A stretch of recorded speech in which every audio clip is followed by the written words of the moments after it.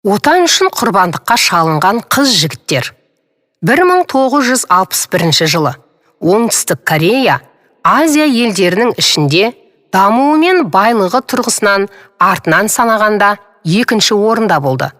Ол кезде оларда байлық та, ақша да болған жоқ. Елді аштық пен жалаңаштық жайлап тұрған болатын.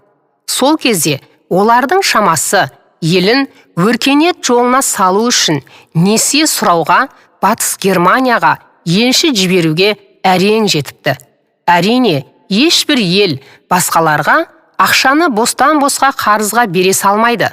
Батыс Германия жағы өздеріне жеткіліксіз болған жұмысшылар мен медбикелерді Оңтүстік Корея халқынан қамтамасыз ету арқылы солардың жалақысын кепілдікке қойып, 140 миллион марка, 100 миллион доллар несие беруге келісіпті.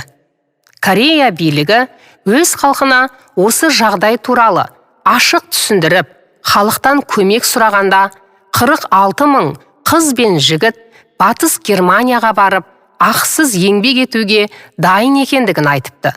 Олардың көбі колледж студенттері немесе орта мектепті жақында ғана бітірген өрімдей қыз-жігіттер еді. Сонымен 46 мың қыз бен жігіт өз елінің болашағы үшін құрбандыққа шалынып, кампус әуежайынан Батыс Германияға аттаныпты. Қыздар шалғай ауылдардағы ауруханаларға таратылады.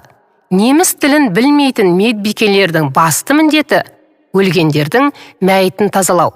Спирт сіңірілген шүберекпен қайта-қайта мұқият сүрту. Күні бойы жүздеген мәйітті сүрту, қайталап сүртіп тазалау олардың жұмысы. Өлі денемен күні бойы бірге болу несі жақсы дейсің?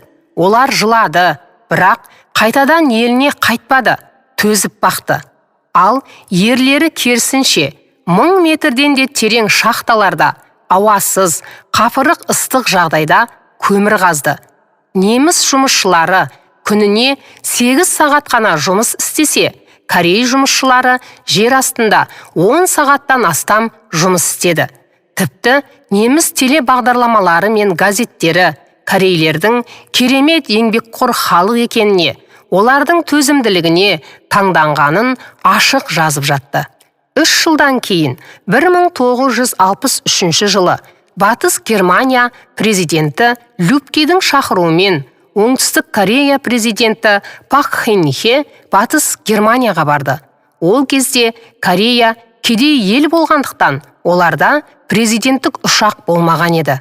Ақш арқылы ұшақ билетін брондағанымен президент Пак Кын Хе әскери төңкеріспен билікке келгендіктен Ақш ұшақпен қызмет көрсеткісі келмей билеттің күшін жойыпты. Бұл хабарды естіген Батыс Германия жағы Корея президенті Пак Кын Хені қонақ етуге өз самолетін жіберіпті. Осындай қиын жолмен жүріп жеткен президенттерін Германиядағы кәрістер жылы қарсы алды. Германияға келген президент Пак пен президент Любки шахта жұмысшыларына шабыт беру үшін шахтаға барды. Кореялық жұмысшылар президенттерді қарсы алу үшін 500 адамға арналған конференц-залға жиналған болатын. Корея президенті конференц-залға кірген кезде жұмыс киімдерін киіп, жүздері қайыстай қара болған кеншілер қарсы алды. Президент сөз сөйлерден бұрын мемлекеттік әнұран ойналғанымен, тозып шаршаған жастарды көріп, кемсеңдеген президент Пак мемлекеттік әнұранды айта алмады. Тіптен президент Пак Кын Хе олардың алдында сөйлей де алмапты. Тек қана барлығымыз аянбай еңбек етейік, келешек ұрпақ үшін аянбай еңбек етейік деп қайталай беріпті.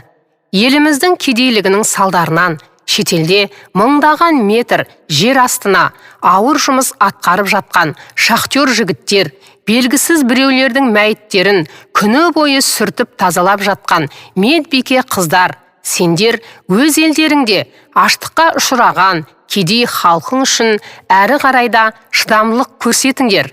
Біз бұл құрбандық құнын ұмытпайтын боламыз деп солқылдап, көзінің жасын сүрткенде шахтерлер мен медбикелердің бәрі қосыла жылапты. Оларды көріп отырған Германия президенті Любке де көзіне жасалған екен. Президент Пак қонақ үйіне бара жатқан жолда қайғыдан көз жасын тия алмады. Ал президент Любке қол орамалын ұсынып, біз көмектесеміз, неміс халқы көмектеседі деп кемсеңдеген екен. Батыс Германия парламентінде сөйлеген сөзінде президент Пак бізге қарызға ақша беріңіздер, біздер де сіздер сияқты социалистік елдермен ара қатынасымыз бұзылды. Корея социалистік елдерді жеңу үшін экономикалық еркіндікке жетуі керек. Корея еліне қарызға ақша беріңіздер. Біз алған несиені қалайда қайтарып беретін боламыз. Мен өтірік айта алмаймын. Біздің кәрістер мүлдем жалған сөйлемейтін ел. Біздің социалистік елдерді жеңуімізге көмектесіңіздер, депті. Сол кезде Корея әлемдегі ең кедей елдердің бірі болды. Оның байлығы да, ақшасы да жоқ еді. Оның артында Үндістан ғана тұрды. Олар Германиядан қарызға ақша ала алды. Ал 1965 жылдан бастап күрт көтерілген Корея экспорт өнімі бойынша әлемді дүр сілкіндіре бастады. Бүгінгі Корея дамуы басында Германияға құрбандыққа жіберген 46 мың ағалары мен апалары тұрғанын олар ешқашан ұмытпақ емес. Амантай Тойшыбайұлы оқыған, Гүлбибі Әбусайылқызы.